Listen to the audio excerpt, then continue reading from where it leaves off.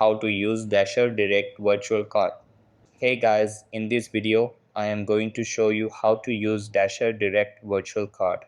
So make sure to watch this video till the end and let's get started.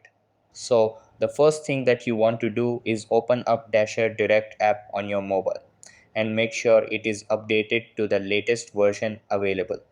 After that, log in or sign up to your account and then you'll be redirected to this page. So what you need to do is tap on more in the bottom right corner.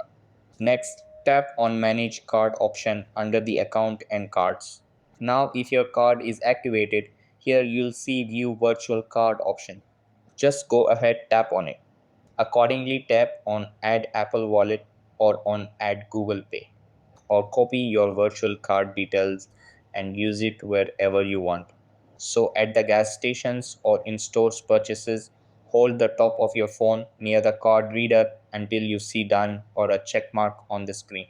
So that's how you can use Dasher Direct virtual card. That's all for this video.